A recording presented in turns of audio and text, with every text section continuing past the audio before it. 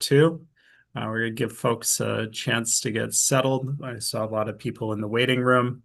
But in the meantime, just as a reminder, as is always the case on these calls, we can communicate with you in a couple of different ways. One is via the chat box.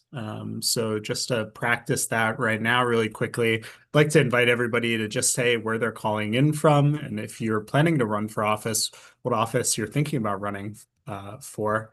And just as an example, I am here in Windham, Maine, and I see already we've got folks calling in from Washington, D.C. The other place that you're going to be able to communicate with us, there's a button at the base of the Zoom call that says Q&A. And if you click that button, you'll be able to submit questions for us to answer at any point during the presentation. And we'll build up a nice list so we don't lose the questions. So I do ask that you put the questions in the Q&A box rather than dropping them in the chat. But shout out to everybody who's filling up the chat right now. I see Oklahoma, I see Denver, I see Baton Rouge, I see Bangor, Pennsylvania. We got a Bangor here in Maine as well. Callers from Florida and New Jersey, California, LA, Philadelphia, Texas. It is good to see everyone dropping in from all over. And shout out as well to the folks who are watching on Circle.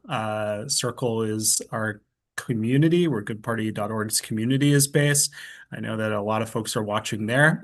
We have someone who's monitoring the chat there who will be lifting up the questions that you ask in Circle for us as well. So without further ado, I want to get into things. The topic tonight, this is the second in our Deciding to Run series, and we're focusing on writing a campaign plan. So participants should be able to leave this call today knowing a little bit more about how to develop a strategic campaign plan that's tailored to your race, to set achievable and impactful goals for your campaign, and to create a detailed timeline that helps you stay on track, both through this beginning part of the campaign, but all the way through a campaign cycle. So on that note, I'd love to introduce our expert for the evening, Jared Alper. Jared, why don't you come on the mic and tell us a little bit about yourself and your experience with writing campaign plans? Thank you, Rob, and thank you for everyone who is tuning in for the second of our annual series. It's good to be back. I'm doing my first one of the new year to talk about something that I think is pretty top of mind for folks who are getting their campaigns off the ground, which is how to build a cohesive and comprehensive campaign strategy. I lead the campaign success team here at goodparty.org for folks who have bought our pro tier of tools.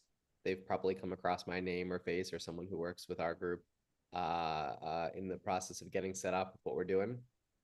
And my background is in political campaigns and races. So I've worked on campaigns of all different shapes, sizes, scales, and offices across the country over a decade in running campaigns. And I always start these races specifically with building out a campaign plan that puts our candidates in a position to have success. And that includes everything from strategy, tactics, budgets, voter outreach schedules and plans, everything that the candidate needs to be thinking about early in the race to put it together and package it up and then set everybody on the right track to kick their campaign off to a good start. Yeah, Jared, we're getting a couple of folks, myself included, who are getting really faint audio from you. So if you can either lean into your mic or turn up the volume a bit there. It's very, very faint on the uptick today. Any better now? Much better. So you All might have right. to either speak up or lean in. All righty.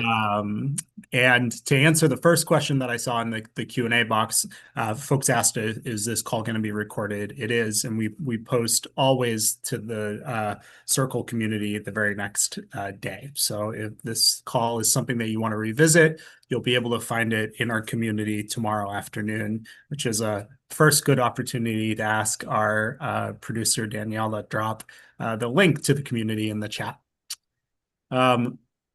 Without further ado, though, I'll just jump into the first set of questions for Jared. When we talk about a campaign plan, what are we really talking about? What are the key components to building a successful or an effective campaign plan? Yeah, I think the place to start is to really define what a campaign plan is.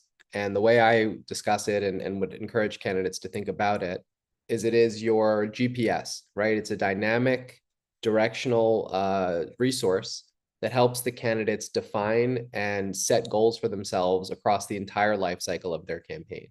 It's where you put all of the things that you're thinking about on paper. It's where you add elements of data and research to be able to structure out schedule and timing and objectives. And then you position it so that you can incrementally and chronologically hit your goals. So I think, in other words, the way to think of what a campaign plan isn't is when a candidate says, my goal is to win the election. And you say, great, well, how are you going to do that? And they say, I'm going to get more votes than the other guy. Say, okay, well, that is the end goal, but how are you going to get there? A campaign plan, first and foremost, has to really clearly state not just the end game and the end destination, but all of the different milestones that are required to be achieved in order to get there. What are your goals, and how can you clearly state your objectives, whether that's related to volunteers that you organize, dollars that you bring in, um, uh, milestones that you hit in terms of people who are signing up on your website, all of the different metrics that you can build into a campaign that make it clear whether your campaign at every different stage of the journey is on the right path or veering off course. It's important as well that these are realistic goals, right? They have to be realistic and measurable. You don't want to say in January of an election year that I'm expecting to have 10,000 votes in the bank the day after my campaign launch if you're running for a local office where you don't think more than 15,000 people are going to vote total. You need to make it incremental, achievable, but also measurable as you go through the journey.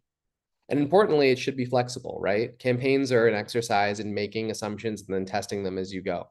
So you want to be able to build yourself in times to adapt, assumptions to test, and opportunities to evolve as the campaign develops, as new variables take shape, whether that's related to your campaign that you're running, something that your opponent is doing, or things that are going on around your community that might change the way you think about your campaign. In terms of what is included in that campaign plan, I break it up into generally 5 distinct categories. That is true across every campaign, regardless of whether you're running for an office like the US House of Representatives or for a local mayoralty.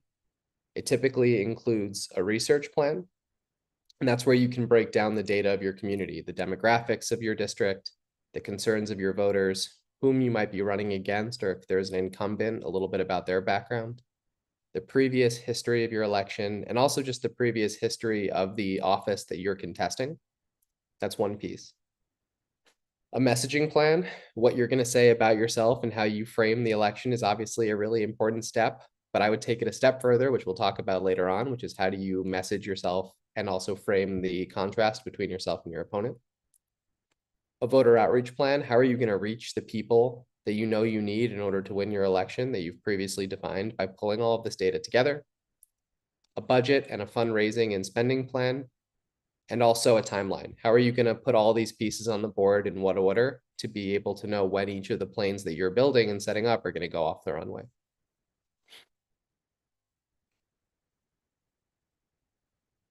Back to you, Rob. Oop, I think you finish on budget and fundraising. I think also communications and content calendar, right? Yeah, timeline.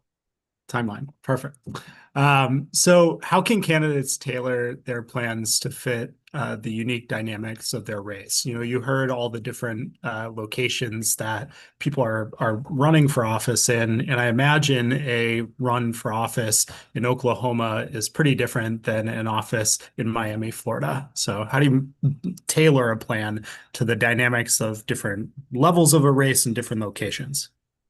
It's a great question. And so the piece I encourage candidates to start with, of course, we at goodparty.org are happy to give you data from, 100 feet above sea level, right? And we can tell you information about your district, who tends to vote, the demographics of your community, and even how to most accessibly reach people.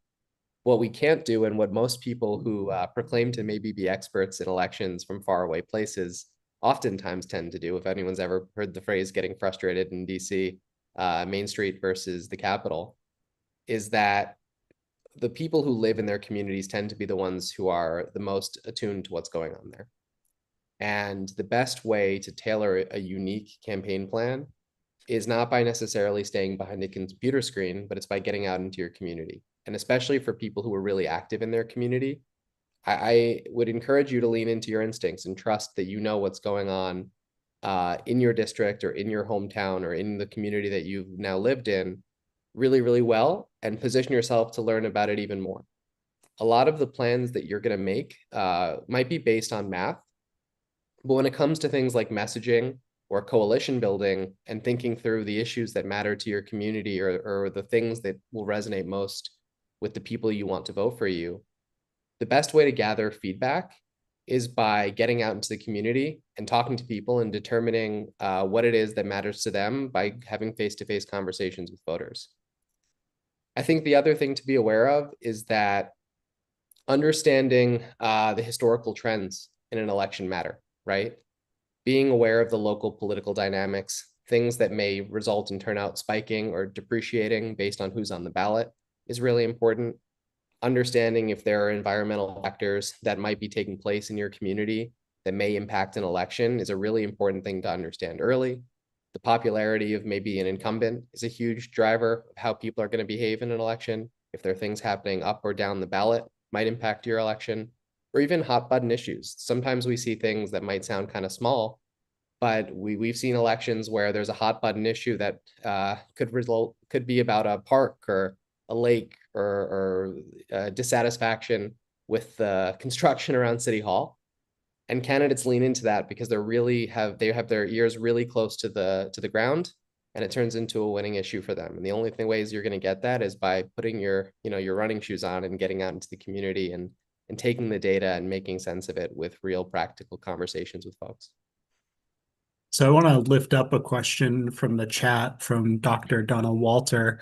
Donna asked, is there a fee for said data? And Jared, I know that the answer to this is no and yes, depending on how you're using the data in the plan. Can you talk about what goodparty.org does by way of developing a path to victory report for free, and then where paying for data tends to kick in? Yeah, so when you are a user who maybe is early in their campaign, you may not need to know the first and last name and the registered voter status of every single person in your community. That may be too much information right out of the gate. And we're aware of it. And so what we make available to folks for free when they sign up is a report that gives a candidate or a prospective candidate a breakdown of what they could expect in terms of projections about the numbers in their district. It tells you how many people are registered to vote as Democrat, Republican, and Independent, just in terms of like the saturation of the district. And it will give you a historical and projected breakdown of how many people are going to vote in your election. It also gives you what we call a path to victory. And a path to victory is how we model out the projected turnout in any given election and deduce how many votes a candidate will need in order to win their election. And typically, we try to shoot for a majority of the vote for most candidates. Even if you're running in a three-way race, our theory is if you get a majority of the vote, you're never going to lose your election. So shoot for a majority, and it gives you some flexibility downstream. For some folks who are really ready to put their foot on the gas and they want to go a step further, you can also buy your voter file through us for a fee of $10 per month. It's a subscription, and it gives you the ability to download voter files, to use voter files, to contact your voters, and to create custom lists of voters based on specific demographics that you may want to target. So if you say, hey, I believe that my winning coalition of voters are people under the age of 35 who are registered to vote as independents and don't vote any more than 50% of the time, you can make that list directly in our platform and then use it to contact your voters when the time comes. Yeah. So to put it kind of as simply as possible, you can access all of the data that you need to be able to begin planning a run for office for free. And we can tell you exactly how many votes it's going to take for the most part, to be able to win your campaign, and even how many voter contacts it will take to be able to win your campaign. When it comes time to actually start reaching individual voters, we're required to charge something. That's a part of election law. So we do. And at that point, it's just $10 a month. And to your question about who do you contact to start that, you can easily sign up for this access to the Path to Victory report via goodparty.org. And I'll ask our producers to drop a link to the sign up page for our tools. But to get back into the campaign plan itself, how do fundraising, voter outreach, and messaging fit into an overall strategy? Yeah, they're in many ways, sort of the three core pillars of a campaign. The easiest one to talk about, and we often spend the least amount of time talking about it because it's a big part of the problem we're trying to solve, is how do you raise the resources in order to run a competitive campaign? We're big believers here that we need to make people matter more than money in our democracy. But we also acknowledge that we're not quite at the place where you can run a campaign entirely for $0 right now. And so for a candidate to be able to raise the resources to run, or the minimal amount of resources required to run a competitive campaign, the first step is identifying, again, and using the information we can help provide of how many votes you think you need to win an election. So if you're running a race where you think you need 5,000 votes to win, your budget and your fundraising plan are going to look very differently, right, than if you need 100,000 votes to win an election. And what we can do and what our campaign planning capabilities are very quickly zeroing in on is how do you take the opportunity to deconstruct that budget and then set a target. If you need 5,000 votes to win an election, and perhaps in your community, a cost per vote might be roughly, let's say, $5, you're talking about a manageable budget that you can then break down incrementally. And I encourage candidates to break down all of these goals in the scope of time. You don't want to say I'm going to raise $25,000 or $10,000 or $5,000 all in one moment. If you have 10 months to raise $10,000, you may say that's $1,000 a month. And that's a really effective way to put yourself in a position to set meaningful targets that you can then shoot for. And part of that is using resources and getting out into the community to reach your voters and make asks of people. Pivoting into voter outreach, there's a whole series of tactics that are available to candidates. That includes things like door knocking, peer-to-peer messaging, robocalling, leveraging volunteers.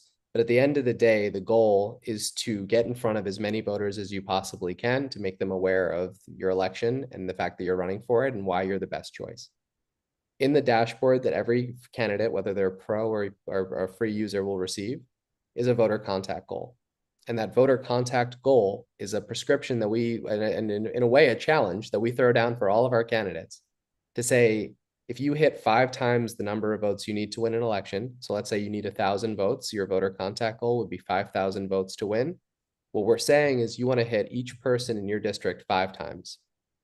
And you can leverage anything that you need to do in order to get in front of those voters. It could be by the phones, it could be by doors, it could be by hosting events, it could be by calling them on their home phone number. Each of those leads into a touch that will get you towards your voter contact goal. And knowing that voter contact goal is critical because it helps you keep the trains on the tracks. You're saying, how many voters did I touch this week, this month, this year? Is that going to build towards my winning coalition that I'm trying to build? Finally, messaging is really an exercise in presenting your campaign and defining how you're different. And I think in some ways, we overcomplicate the idea of messaging. For a candidate to have success, we encourage candidates to lean into their motivation and answer the question, why are you running for office? Define the things that motivated you to run and how you're going to impact your community by leveraging these key issues or the challenges and problems you want to tackle. Your values, what principles have guided you and how do they reflect the community you want to serve? The sort of why it matters to voters piece. So how is your message significant and how is it going to impact the lives of your community? And especially, how are you different from the status quo? We encourage folks to start simply by drafting a 1 to 2 minute statement that will answer these questions, refine it, practice it, talk to others about it, help train yourself however you need to, whether it's through talking points or even coming up with a slogan. All of these messaging assets, though, eventually level up into a cohesive campaign message that people identify with you when they see you out in your community. Awesome. We've got some great questions that are building up in the Q&A space, and I want to throw to one of those. And please keep these coming. We love answering questions throughout the call here. I'm going to start with this question from Karen. Karen asks, would you be able to see if someone's plan goes off track, and how would you help to get them back on track? So I wanted to ask you for tips on adapting your campaign plan based on unexpected challenges or maybe even opportunities, Jared. So the first question is a great question in terms of how can we keep the trains on the tracks? And for folks who might be in front of their goodparty.org dashboard right now, you should see basically a ticker. And the ticker will reach saturation. It will reach 100% when you've hit your voter contact goal. Again, let's say you need 1,000 votes to win. We're saying you want to make 5,000 touches to voters. Each time you make a voter contact initiative, like you send out a peer-to-peer text message campaign or you rally the troops to go knock on doors, we encourage folks to come back into that dashboard and update their totals, right? There are a whole lot of old school ways that candidates have historically done this. Rob, I know you and I have spent countless nights staring at spreadsheets and whiteboards, and it becomes pretty hard to keep everything up in one place when you're, thinking of all the different voters you've contacted over a long period of time. What we've built enables candidates to week over week and month over month go in and actually see themselves and their team building progress towards their goals. So for example, if you sent out a door knocking initiative, you knocked 100 doors and you put that 100 doors in, you're going to see progress move towards your goal right in front of your eyes as soon as you do it. In terms of being nimble and adjusting your campaign plan when things outside of your control maybe take place, I think that's a big piece of building an effective campaign plan in the first place, which is to give yourself that sort of wiggle room to be able to adjust and test assumptions or test theories or adapt when things out of your control present themselves. The best example I think I can give would be, let's say you build a comprehensive campaign plan. I'm not going to pick on you too hard, Rob, throughout the course of this presentation, but I will for this exercise. Let's say I am running against Rob Booth, the tyrannical mayor of whatever community he's currently serving in.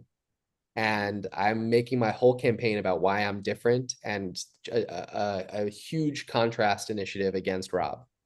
And Rob sees me coming and he goes, you know what, that Jared Alper is a scary, professional, just terrific candidate. I don't want any piece of him. I'm going to drop out. When that happens, my campaign plan has got to change too, because the person I was running against is no longer in the race.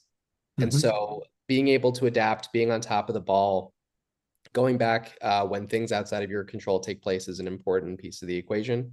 And we certainly encourage folks just to, understand that pivots have to happen in campaigns, and it's a healthy thing not to stress too much about, when they do happen. So it sounds like a big part of being able to react to these unexpected challenges is certainly being flexible, but also knowing what benchmarks to measure in the first place, right? And I know that a big part of what you wanted to talk about are the types of goals that it makes sense to be setting for folks.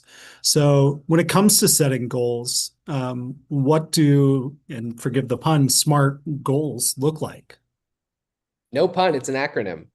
You've heard me say it many a times, but SMART actually stands for specific, measurable, achievable, relevant, and time bound.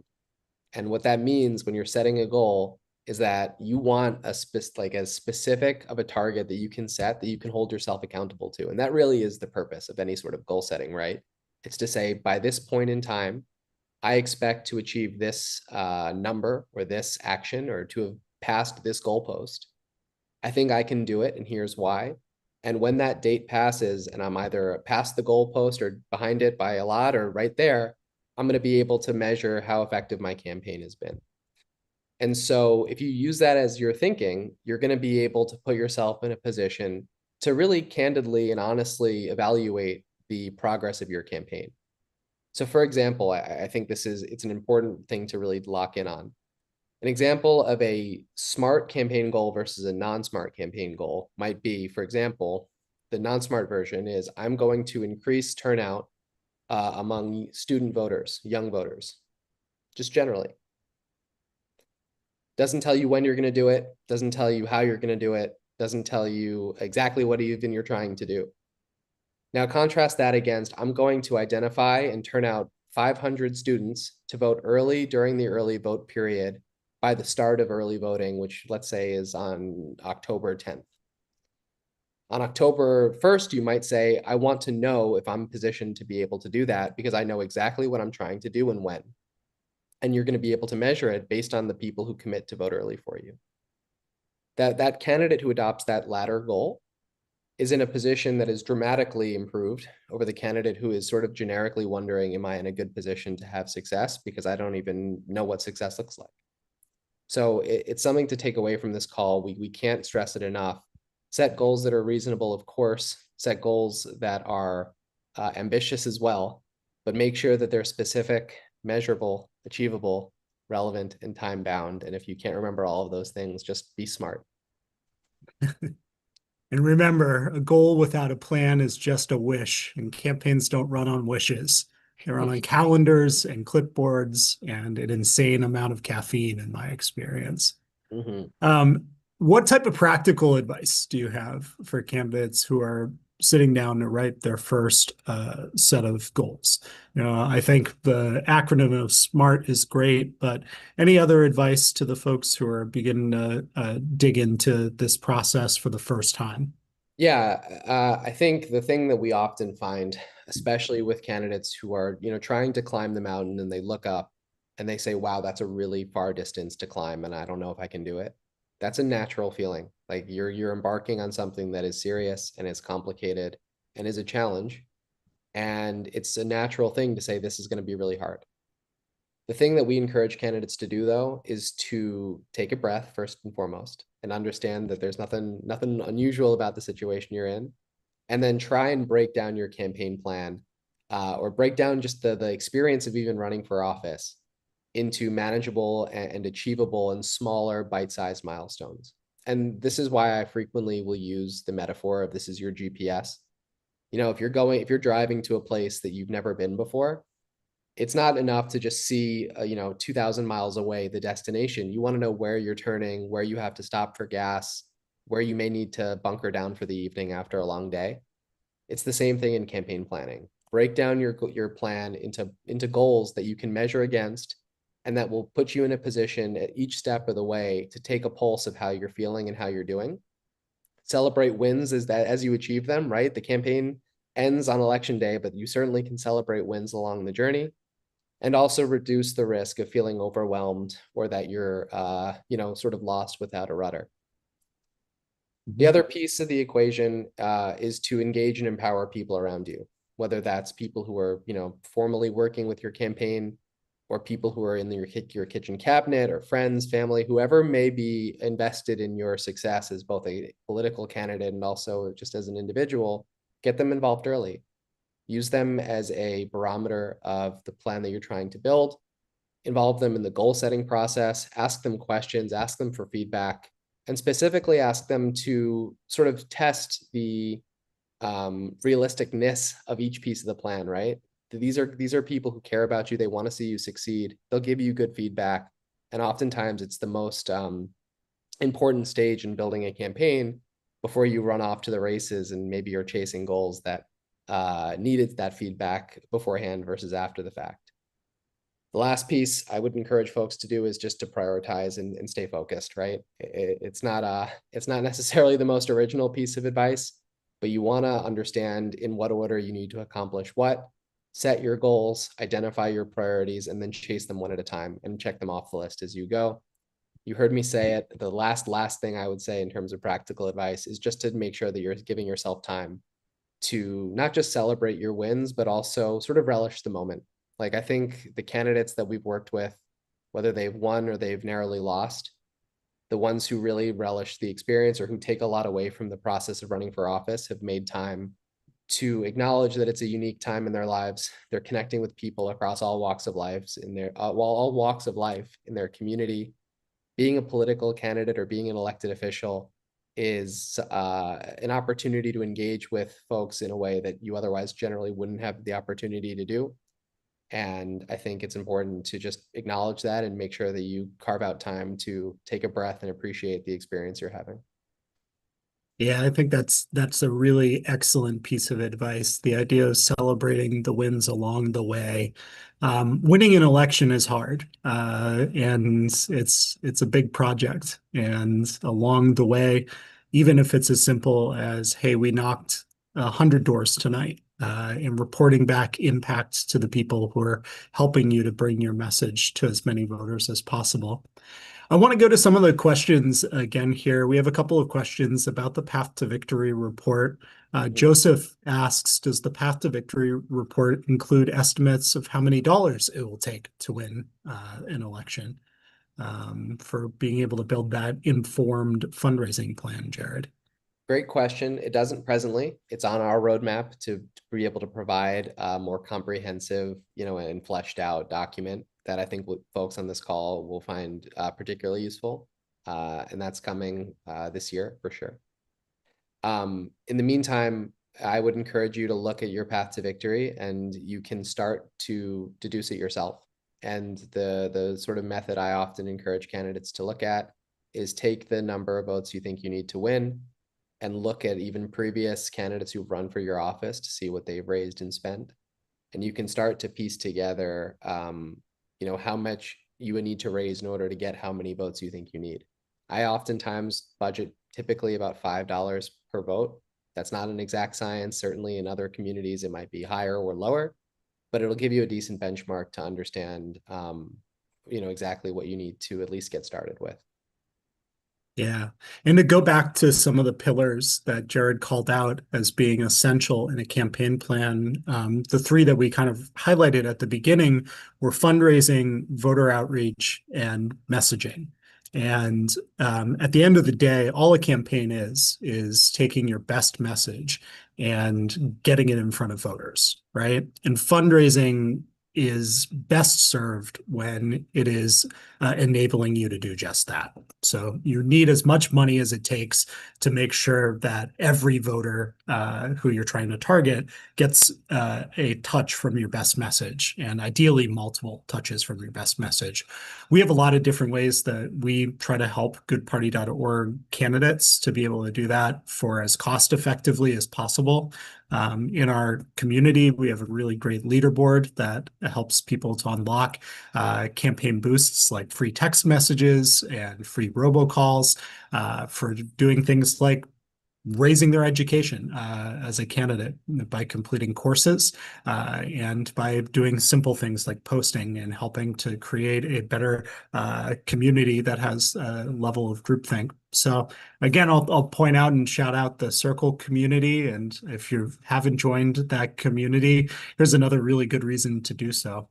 Another question about the voter file here. Where is your voter file data sourced? And maybe we could also talk about how this voter file is different than what a candidate might get by simply going to their Secretary of State.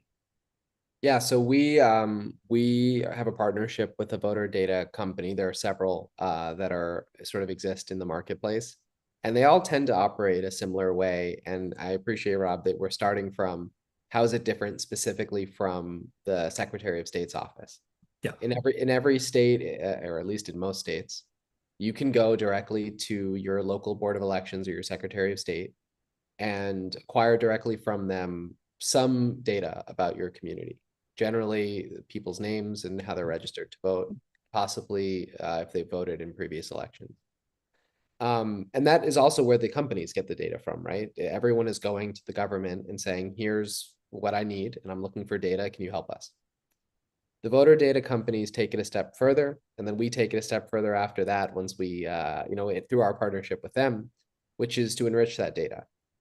So for example, many Secretary of States, if not all, will not provide, personal contact information for voters. They may not provide cell phone numbers, they may not provide addresses, they may not provide landline numbers. The voter data companies and our team work to enrich that information so we can get it for as many people as we can. And in doing so, provide an opportunity for our candidates to contact those voters. Similarly, we have a whole bunch of turnout history. We can go back, I think, about 20 years for each individual voter's behavior. We have a lot of information about the demographic breakdown of each person and also the communities at large. So it really is an exercise in just saying, how do we take the base data that the Secretary of State's office or the County Board of Elections provides us, and then adding more to the equation to make a more useful set of information for our candidates. Excellent. So let's talk a little bit about mapping your campaign timeline.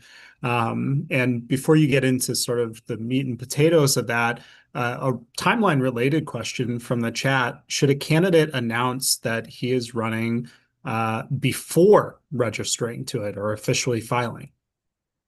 A great question. And it's a question that about once a year actually trips up a top tier candidate running for offices like president or the United States Senate. Mhm. So, Rob, I'm eager to hear your feedback because I don't think we've talked about this before. But I have the perspective, which is a candidate should not formally announce they're running until they file. I think that the filing, the documentation, unless your filing is, weeks and weeks and weeks away from when you're allowed to, is generally what comes before you announce your campaign. Certainly, if you're running for federal office, there's actually a very specific law that the FEC says, which is if you formally announce you're running and then do not file within 10 days, you'll actually be on the clock and you could face fines. So I generally say file, you can file quietly. You do not have to assume, though I get the impulse from candidates that everyone is stalking the government websites to see who's Yeah. filing to run. Generally speaking, that is not the case. File, and then you can announce your campaign formally through some sort of launch event weeks, if not months later, or days later, depending on your specific timeline. But generally, my order of operations is file and then announce. Yeah, and I think it depends on the level of the race as Yep. well. The bigger the race, the more I would say that you should adhere to Jared's advice on this because if you're running for a Senate seat, it's more likely that people are going to be checking the filings to see who's in contention versus a town of 5,000 people who's running for mayor or for school board.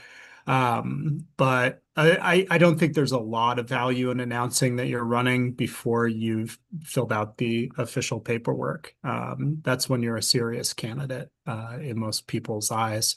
And at that point, even if you're thinking, I want to build up capacity to do something like a petition drive, to be able to secure ballot access, all of that can happen after you've at least filed to run for office. So I would echo Jared's approach on that.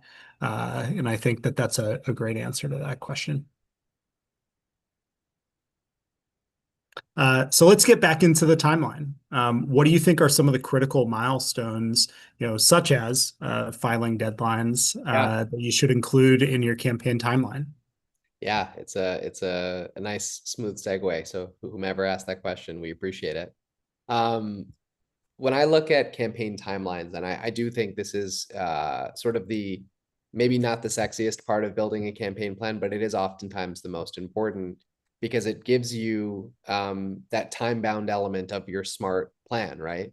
You can have great, specific, actionable metrics, but if you don't know when you need to achieve them, you're kind of just shooting into the dark and hoping that the plane lands at some point. So for me, I always start with the obvious one when I'm building a campaign plan, which is election day, and I work backwards. You might say a month before the election, I want to be here. 2 weeks before the election, I want to be here. I want to accomplish this amount of dollars raised or volunteers signed up 2 months out of the election, and so on and so forth. There are also a series of important non-negotiable dates that every candidate needs to be aware of, and they're almost always available far in advance of your election through your boards of elections. That is your filing deadline, which is the absolute last moment that you have to formally get your paperwork submitted to be a candidate in any election. Your filing start date. Sometimes you have a very strict period of time in which you can kick off the process of qualifying for the ballot. And that certainly takes all different shapes and sizes, as I know we're going to talk about in future trainings. your fundraising registration schedule or your fundraising filing schedule when you need to turn your card over and show your community how successful you've had in a fundraising period of time. And I oftentimes also add holidays into this as a natural barrier and milestone. So Labor Day, for example, if you're running in a November election, tends to be a pivotal moment in the campaign, which is just naturally aligned with people's calendars. Folks are coming back from the summer holidays, kids are going back to school, the weather starts to change if you live anywhere but where I am. And you can really start to gear up into a campaign and people really start to pay attention. Sometimes other holidays like Memorial Day, the 4th of July is a great one for campaigning if you're running in an election either in the summer or the fall, to make note of and then put onto your plan and say, here's what I want to accomplish by this point in time. Uh, Excellent. So, in terms of voter data and the tools that goodparty.org makes available, what are some of the ways that people might use that data to refine their timeline and refine their overall plan? Yeah, so certainly is I'm sure everyone has heard me say a few times on this call, even the data is a critically valuable asset to any campaign, right? It informs not just the math and the path to victory of how a general candidate might need to hit their goals. It also helps provide insights into how a very specific candidate is going to take their campaign plan and turn it into something actionable, right? If Rob and I, again, the tyrannical Rob makes a comeback, if he and I are running in the same district, we may have the same sort of projection in terms of votes because it's not specific to either of us. It's our community votes this frequently in these elections, and both of us need the same sort of win number potentially, at least to start. But he and I may have totally different bases, totally different theories of how we're going to run a campaign. And within the data is the ability to help us make a decision on how we start to build our coalitions. I may be looking for young voters. Rob may be looking for old voters. I may be looking for progressive voters. Rob may be looking for conservative voters. Who knows? Mhm. But the data in the data is the ability to see that information and make the decision. We at goodparty.org here have worked really hard to make this process painless, as painless as possible, by providing everyone the opportunity to access the information, by having trainings like this that will help candidates, establish the best practices and guardrails, and then by taking the two together and really starting to lay out what their candidate journey is going to look like. A couple of questions that I want to lift up here. John Katrina points out that one of the first steps in running for office is oftentimes circulating petitions to be able to get on the ballot. And that's not something that we have built into the dashboard necessarily as a set of goals. But I did want to offer up a couple of resources related to this. John, we have in our Circle community an entire course dedicated to planning and executing petition drives that shows you kind of how to be able to walk through that really critical part of campaigning and getting on the ballot. And we are going to have a dedicated training in a couple of weeks about ballot access and how to secure that. So it's a good call out. It is a major focus and something that we do a lot of education work around. But Jared, any just quick advice for planning a petition drive? We've got our best and brightest sort of full thoughts on that in this course, but any quick advice for John, who rightfully calls out that that's a big part of getting on the ballot most places? Yeah, I think, John, the best advice I'd offer is just to come up again, like the theme of the night is planning. And the campaigns that really break down a petition target and a petition plan far in advance before you get clipboards and shoes knotted is really, really, really imperative. And so the good news about the petition target is, I guess there's two good pieces, right? It forces you out into your community, which is a natural forcing function to get in front of voters. And you do have a target that's already been assigned to you. The piece that I encourage candidates to do right out of the gate is to add 2.5% or multiply two and a half times the petitions that a community suggests you need. And that ensures that you have a wall built to protect you against bad petitions, which happens all the time. People may, like People may sign their name Rob, but they're registered to vote as Robert, or they lived at a different address, or for whatever reason they didn't fill out the form correctly. You want to insulate yourself. And so let's say your petition required number is 100. We would encourage you to get and shoot for about 250, and understand that even if if 100 of your 250 petitions, for whatever reason, don't pass the muster of whomever is checking them, you've got plenty of room to secure your place in the ballot. And then the other piece is to break down that target into, week over week or month over month goals. So let's say you had, 3 weeks to get 250 petitions. You're looking, I'm not going to do math on the fly, but you're certainly trying to shoot for about 80 petitions a week, I think is what it comes out to. Over that 3-week period, it gets you to roughly 250. Yeah. Excellent. Another question here. Jacqueline asks, what are your thoughts on using the tools that the different parties use, such as Van or Vote Builder? And the answer here is kind of a part of why goodparty.org exists, and that is that these tools are oftentimes gate kept by the parties. And if you're running outside of the two-party system, they may refuse to give you access to these tools. So part of why an organization like goodparty.org exists. This idea that you shouldn't have to be chosen by a party to be able to run for office. You should be the person who cares about these issues the most. Jared, anything to add on that? No, I think you covered it nicely, Rob. I mean, this is our core theory of change, is that we have to be able to provide resources to candidates who are bucking the trend and bucking the parties and still have success. Yeah. And another question related to goodparty.org and who we are, what we do. Chris Farrell says, what is goodparty.org's mission? I couldn't find it on your website. The seminar says that your goal is to support independent candidates, but independent candidates come in all stripes. And yeah, we'll share. Oh, I was sending a request to share my screen. But our mission is pretty simple. It is to make people matter more than money in our democracy. That is what the mission says on our about page on our website. And we work with independents of all stripes. The things that we ask are that you are running as an independent, which to us means not a Republican or not a Democrat. We'll work with any type of independent. And we'll work with you if you take a majority of your funding from people, not from corporations, not from PACs or special interests. So that is sort of the mission of this organization, are to elect as many people as possible into public service who are not beholden to the parties and who are not beholden to big money in any form. Another question here for Jared on the financial side of things. When you're setting out to create a campaign, does it matter the name on the bank account? Can it be my name?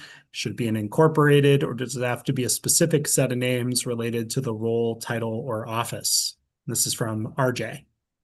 RJ, you asked a very good question. When you open up a bank account and you file a campaign committee, you should consider this as essentially a separate entity, right? You're starting a new organization being a political campaign.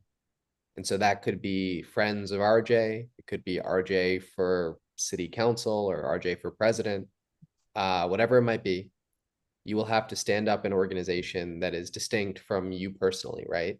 That includes getting a tax ID number, as I see Dr. Donna just put in the chat, directly from the IRS. You would register as a political organization. You'll have access to that, and it's pretty quick and easy to get. You would want to open up a bank account using that tax ID number, and the organization's name should be the campaign committee that you file. And you should really consider that sort of the separation between candidate and an organization going forward. We sometimes see candidates run into issues where they're running a local race and maybe they just pay for everything out of pocket. And they don't file that appropriate paperwork, or maybe they don't have to at a certain scale. But unfortunately, there are certain tools that we have that we want to make available to candidates that require people to run campaigns that are more stood up and organized in that sense. So, for example, running a peer-to-peer message campaign through our toolkit now requires candidates to have tax ID numbers and an organization stood up. And it's just a general best practice to file everything together, keep things neat and tidy, and ensure that the candidate isn't also sort of functioning as a company. Awesome. I want to get into sort of one of the last sections here, which is talking about engaging your team and your stakeholders. I do also want to invite people to keep asking questions. I have at least 5 questions left to get through in Zoom, and I promise that we will answer all of your questions. And I know that we have at least 4 or 5 from the Circle community as well to get to. So continue to submit these questions, and we'll close with a big round of Q&A. But when it comes to engaging your team and your stakeholders and getting a fresh set of eyes on your plan, how can candidates involve their teams in gut checking, in refining, and ultimately building the best plan possible? And who are the people who should see your campaign plan? Well, so we throw out the phrase kitchen cabinet a lot, and I think to even back up an extra layer, it's when do you want to form that kitchen cabinet? And for me, the best case scenario, I think, for most candidates listening in on this call is to make people who love and care about you personally a part of your campaign really early. There's always a candidate, right, who steps in it and announces they're running for office without consulting someone really important to them. And this is not just people running for offices that are on the smaller end. There are famous stories of candidates who neglect to inform their wives until 5 minutes before the announcement speech. So get these people involved in early. Tell someone, hey, I'm considering running for office. How do you feel about it? And hopefully the answer is absolutely, you'd be a great candidate. How can I help?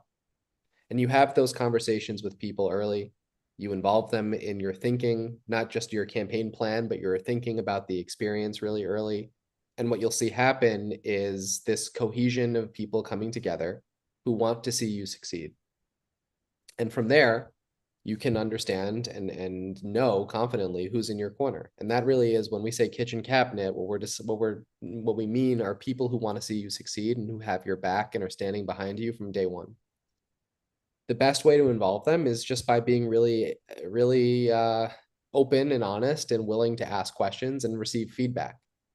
And the hope is that if you're really lucky, you're going to get a lot of unvarnished feedback, right? You want this candid, hard truths from people who care about you and want to see you succeed.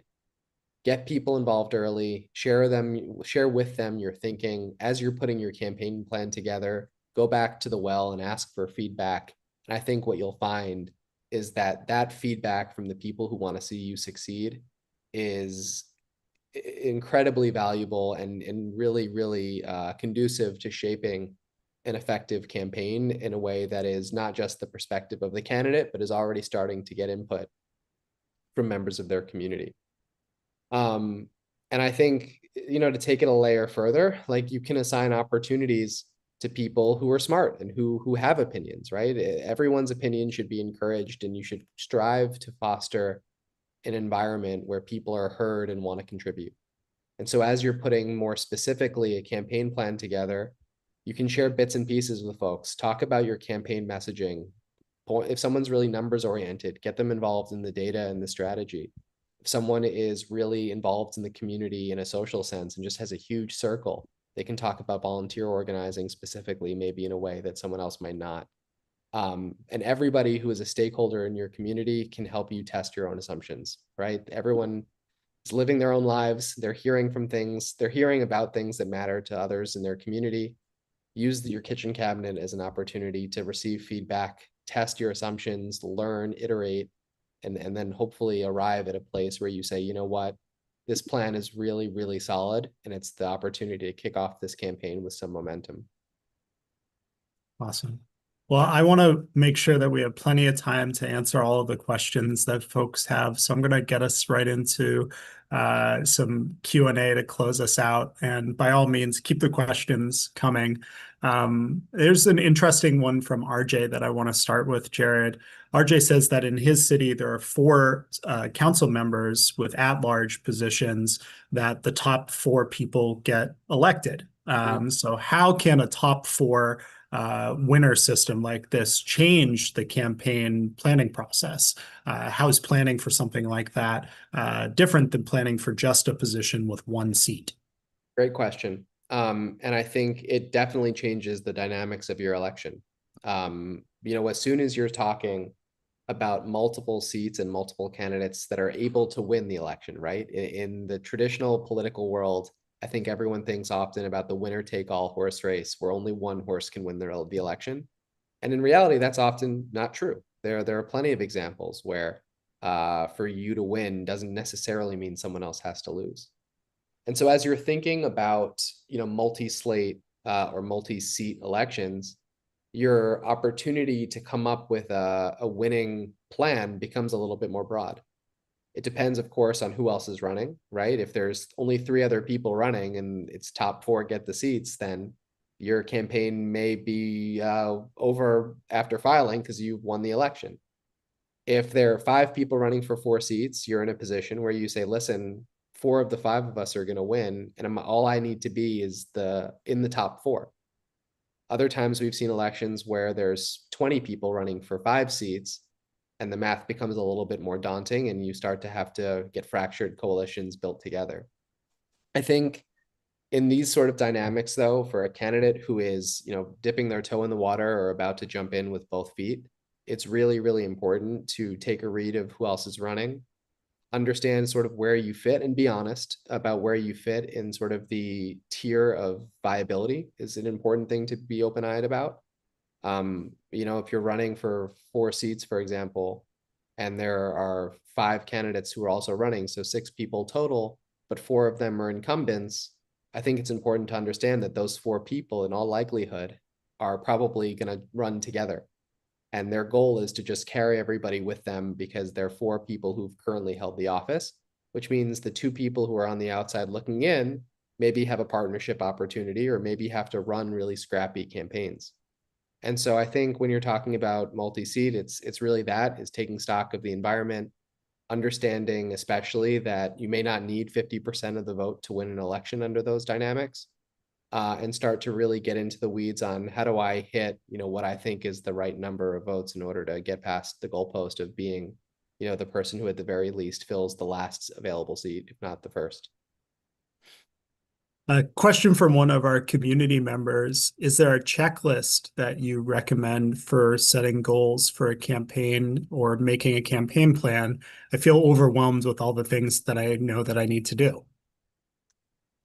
Like we said earlier, it's okay to feel overwhelmed. I think in terms of checklist, go through this whole SMART framework that we've been discussing. And I'm sure, Rob, we have a recording of this available that will be a useful reference point. And we're always in circle, by the way, as things are coming in. If folks have questions, we're always happy to answer them.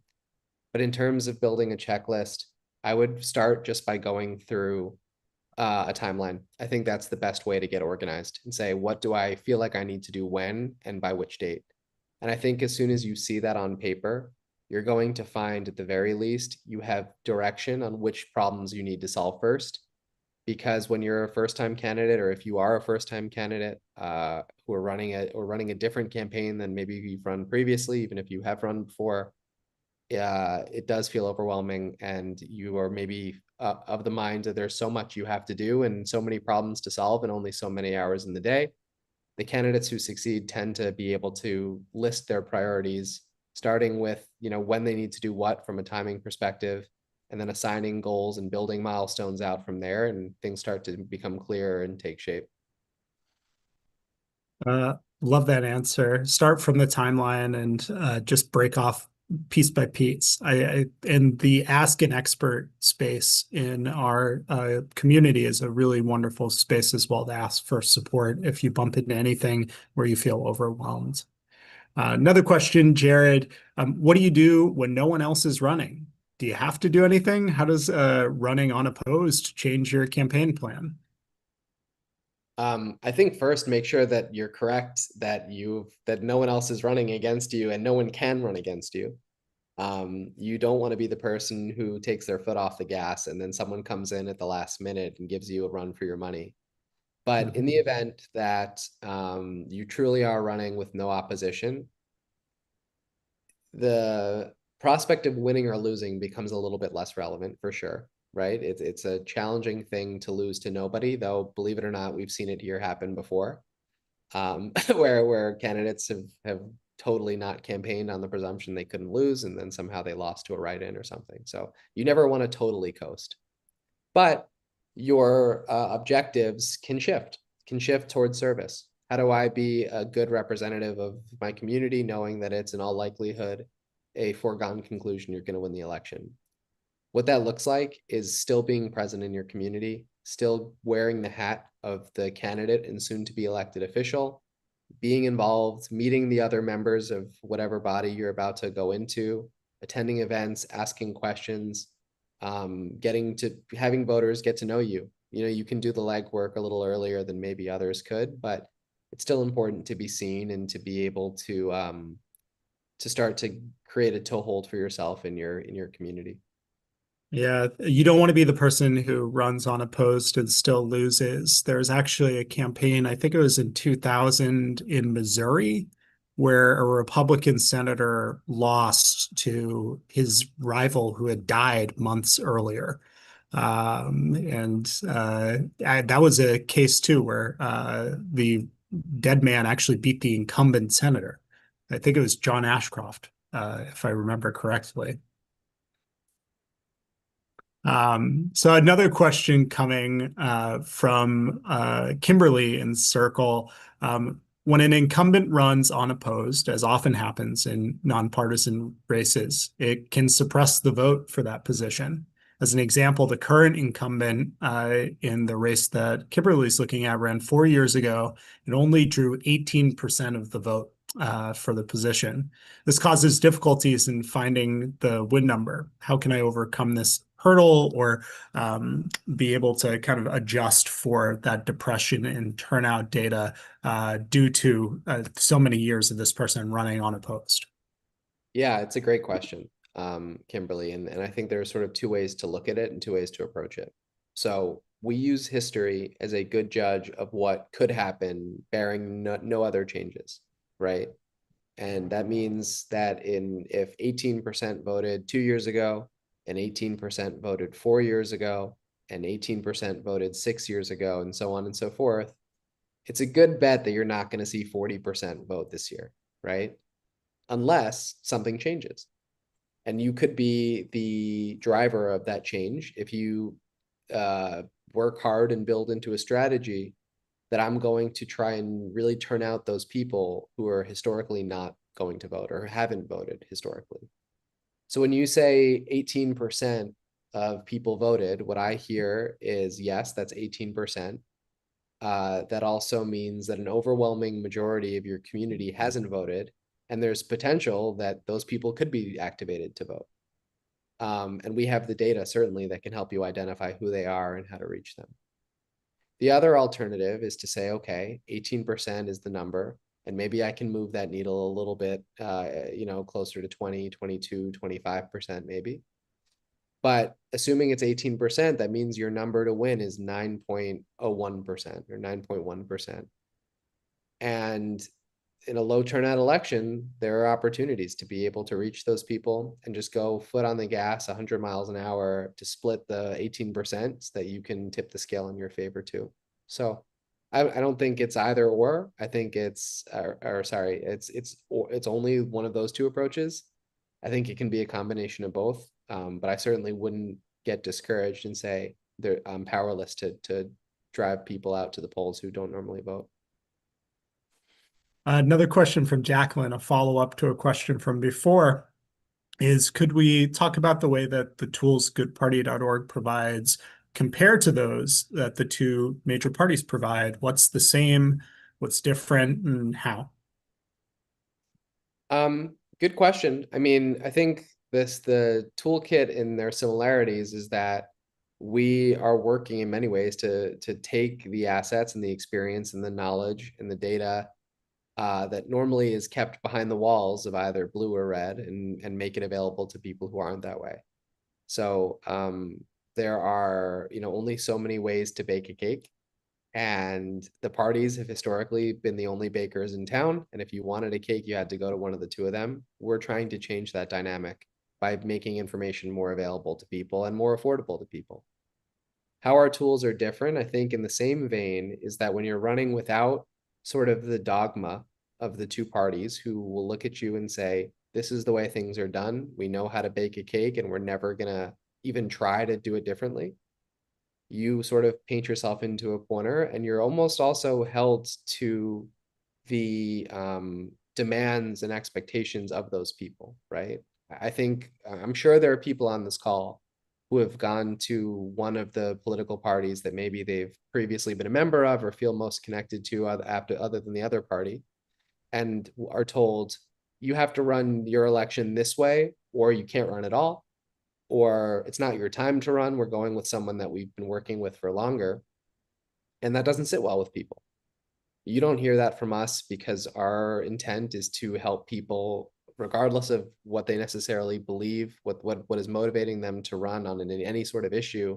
And we're trying to help make a plan, and make a tool that is accessible to people, and doesn't sort of paint them into the tribes of the two parties as we currently have them. And I think that's a huge driving philosophical difference, but also it's borne out in the tools that we've built.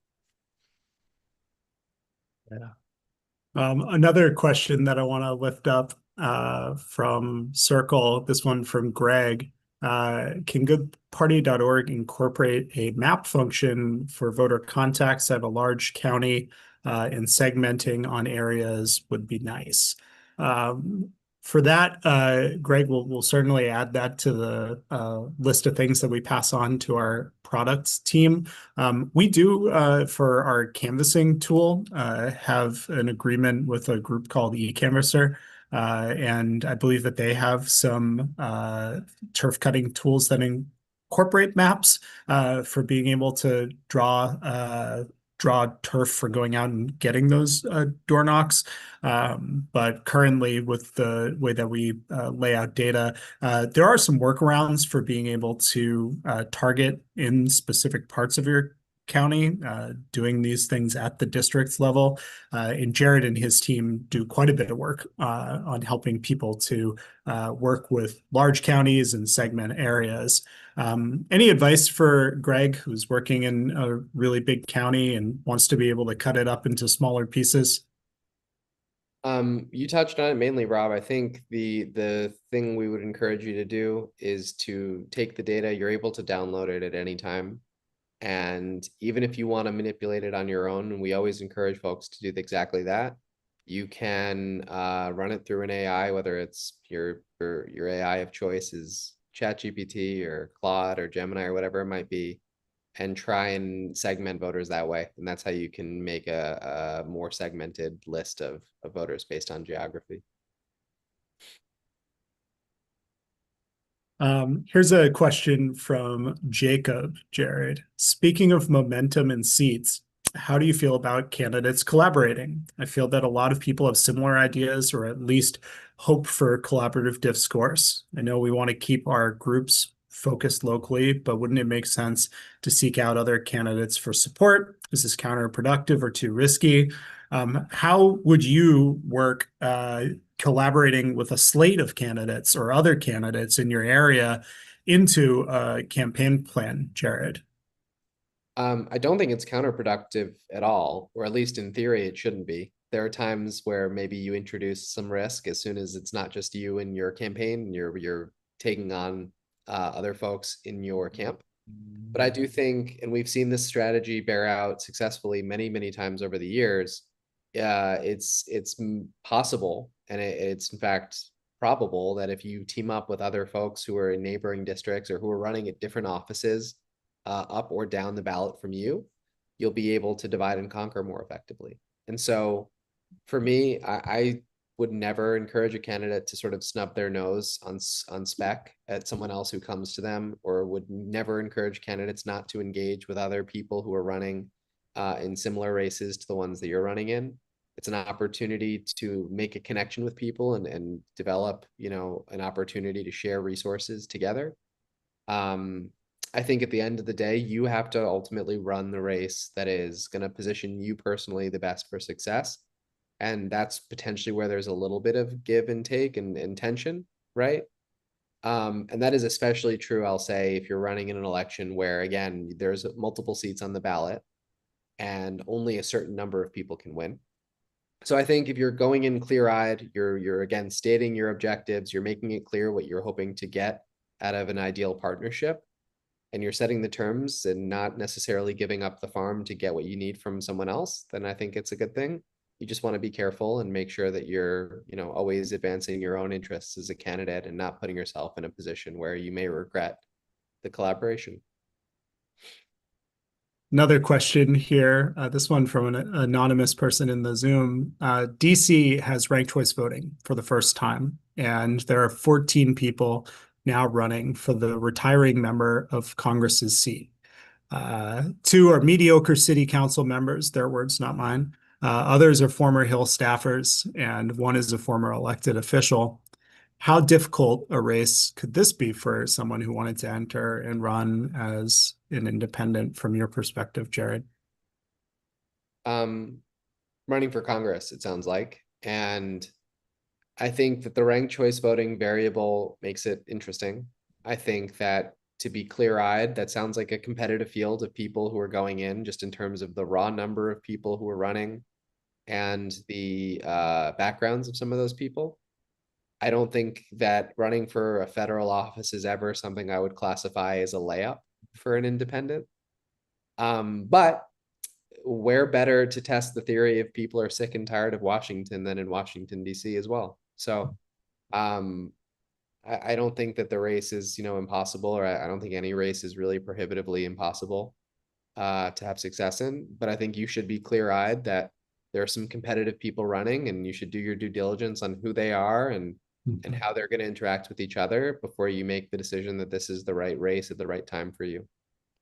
For a race at that level, I think that um, the qualities that you need to have, the pieces that need to be in play to be able to win in a crowded field like that, the bar just becomes so much higher. That's going to be an expensive seat to win. That is going to be a crowd that you're going to need to have some level of name recognition going into the race to be able to win, whether that comes from past public service or it comes from success in other areas of life.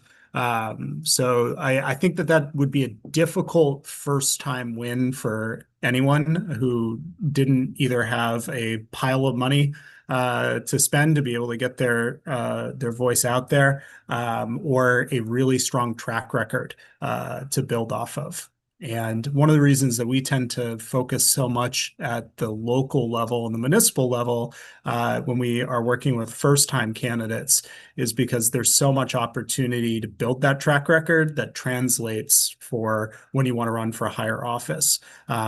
So without knowing a lot about our anonymous question asker, this is a difficult one to answer. I think it's a difficult race to win just by nature of how crowded that field is going to be. But ranked choice voting has led to some surprising outcomes in the past. I wouldn't say it's impossible. So definitely echo what Jared said. And when it comes to being clear-eyed, the two questions I would ask myself are, what is it about me and my past or my talent and treasure that would make me stand out in a field that's that crowded? So it makes me curious who's asking. Jared, another question here about the data. What are the types of data provided demographic wise? And sorry if they missed this info. Age, gender, income, wards, districts. What other type of data are people getting when they work with goodparty.org?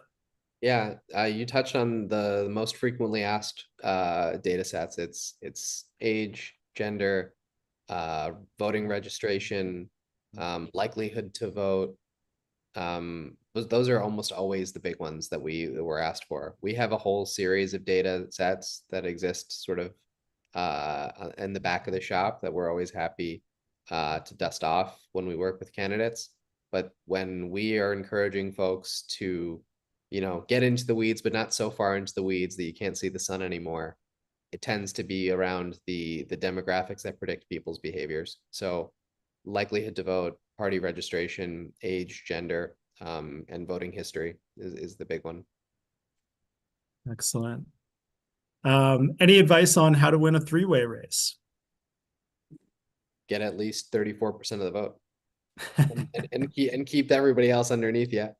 A three-way race, assuming there's only one seat available, right, is an interesting one because it creates a dynamic that is a little bit disruptive.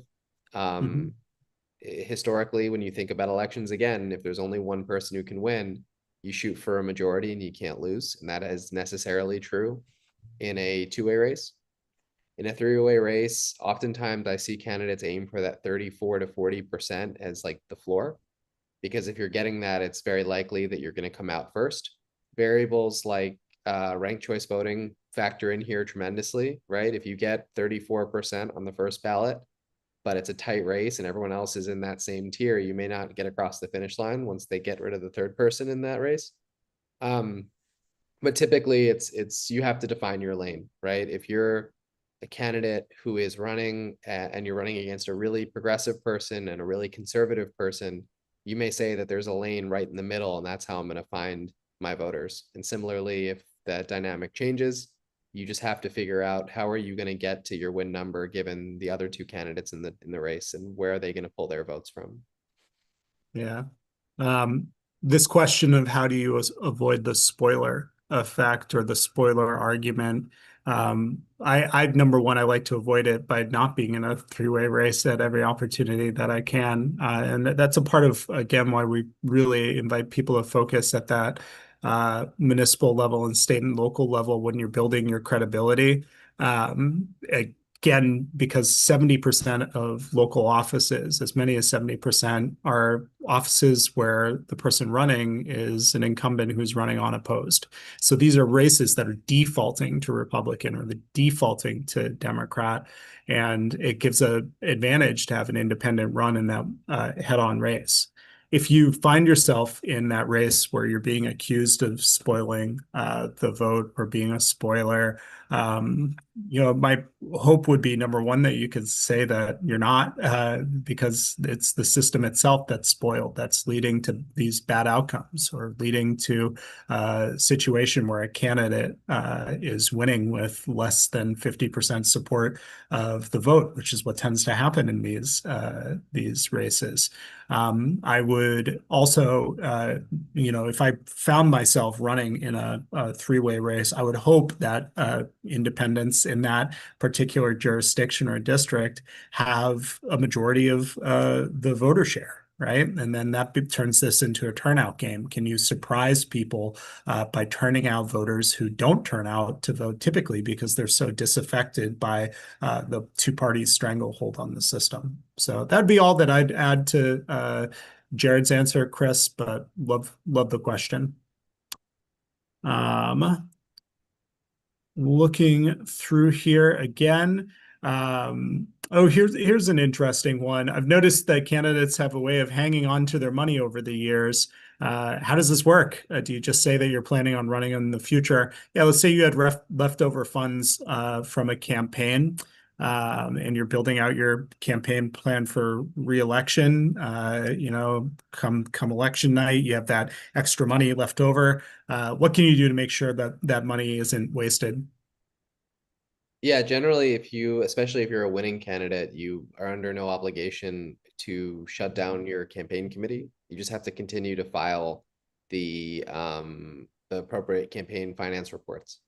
But I've seen this for candidates who win and run for re-election, candidates who win and want to run for higher office, and even candidates who are unsuccessful.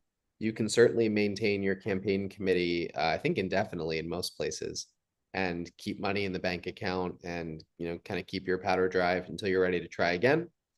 Um, the forcing function to have to get your bank balance down to zero is typically when you decide you don't want to maintain the account anymore. So just like any other regular bank account, right? As soon as you want to shut it down, you have to take the money out, and then I think it's a variable answer from there. I certainly am not a campaign treasurer by design, and by I've gone many years without having to uh, try and give like campaign accounting advice, and I won't tonight. But I would encourage folks to look up their rules of their specific community and close out shop if and when the time is right in adherence to those rules.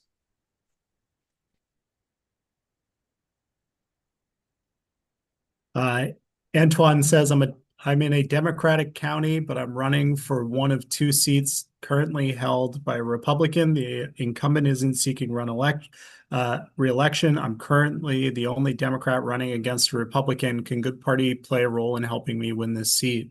Antoine, we only work with independent candidates. So if you're running as a Democrat, unfortunately, no, we can't. We work with independent candidates who are taking a majority of their funding from people, not from corporations or special interests. There are lots of resources out there that support Democrats. And if you feel like you're not being adequately supported by the Democrats and decide to run as an independent and you're able to run as a clean election candidate is taking a majority of your support from the people in your district, then absolutely we could help you with providing you the voter file training and fractional staffing. But as a Democrat, unfortunately, no, we're not working with any either member of the two parties. A question from Wes, Jared. How does your calculus change if your primary objective is to elevate and educate on a particular topic like political system reform? Advice for that? Um, I think it's similar. It sounds like potentially you're not your objective may not be necessarily winning the election, which I understand. I would suggest though that um, you consider, in addition to running, there are certainly other avenues to make your voice heard on specific issues that matter to you. That doesn't mean don't run if your primary objective isn't to win. I know many candidates who believe that the issues that matter most to them are not being spoken to and that they feel compelled to get in to a race for that reason. And I think it's just important under those circumstances to be really clear-eyed about what you're trying to accomplish and how you're going to do it. And then from that point, it's very similar. It's campaigning actively, using the platform that hopefully you'll build over time to speak to the issues that you care about, and understand that your objectives may not be necessarily about how many votes do I need to get, and instead more about how many people do I need to reach and how do I measure success that way. So I wish you luck. I think hopefully you can accomplish both. And yeah, happy to see you succeed. Going back to Circle, this is a slightly off-topic question from Shalaya, but a good one and an interesting one. Is YouTube feasible for putting out short-form videos instead of other social media platforms? She asked this because in her area, she's found that not a lot of people go on social media where typically you see a lot of short-form video advertisement happening. But Jared, you're someone who's given expert advice on digital in the past. When it comes to YouTube as an avenue for short form video, what do you think in terms of best practices? I think it's a fine place to experiment. I do think that ultimately YouTube is another example of social media enabled distribution of videos. So you can put a ton of videos up on YouTube, but it's going to require some sort of, gas in the engine for people to see it. And generally speaking, social media or digital media, email, text, whatever it might be, is a mechanism to get your video out in front of people. So Shalia, I think absolutely, like, you should post your videos online. You should post your videos on YouTube. I would encourage, as a general rule of thumb, for people who are starting to dip their toe into the water of digital advertising generally, the best advice I could offer is post your content everywhere. YouTube, Facebook, you're on TikTok, LinkedIn, whatever is your platform of choice. Post it everywhere, and you're going to find that you're increasing your opportunity to be discovered. And then once you find people that interact with you, the likelihood of you continuing to reach them is going to go up. So I would consider YouTube one of the many tools in your kit. and would certainly suggest that you should try your hand at as many of them as you feel comfortable doing. I think a question for us to end on comes from Karen here, which is, would it be a detriment to an independent to run if your state independent party dissolved many years prior? And I would say to this, no. In this case, this is one of the strengths of independent being independent. You, as an independent, aren't necessarily a part of the independent party or any party at all. So you get to dissolve yourself of any of the baggage. I wasn't a part of that. I'm an independent with a capital I in this case. So, or even better, I'm a goodparty.org empowered independent. Jared, any final thoughts to share with folks by way of campaign planning, words of wisdom, and closing advice? Um, no, I appreciate for folks for coming out and listening to us tonight. I certainly understand the position that you're in if you're just starting to think about campaign planning. And I would leave you with take your time, talk to people, put your thoughts on paper, and don't get discouraged if the first draft of your campaign plan is ultimately not your last. It's supposed to be an exercise that takes a little bit of time to massage and get to a place where you feel really good about it. So loop in others, loop in myself and Rob. We're accessible in Circle at any time. And take your time and make sure that you're feeling good about this before you advance to the next step in the journey. Yeah. Well, thank you guys all for being here. I have a favor to ask of each of you. Number one, please join our community on Circle. I see a lot of people asking about if this is recorded. We'll post it to the community tomorrow afternoon. So joining the community is the best way to get access to the recording. Also, it's where we have courses that you can take at your own pace that cover everything through how to run for office, how to run a winning campaign. We have hours of recordings of trainings like this, over 100 hours worth of trainings that you can visit, and access to things like one-on-one calls with experts like myself and Jared. We have another event in 2 weeks that is the third part of this series. It's called Deciding to Run, How to Get on the Ballot. We had a few questions about petition gathering, how to get on the ballot during this call. We're going to do a real deep dive with another member of our political team, Nate Allen, about everything you need to know to qualify for the ballot, how to avoid common filing mistakes, and how to run a really efficient petition operation, since so many offices require you to collect petitions to be able to get on the ballot. So tune back in 2 weeks for that. And in the meanwhile, again, join the community where you can find more resources to be able to run winning campaigns. Thank you all for being here. And like that, right on time at 7:30. Have a nice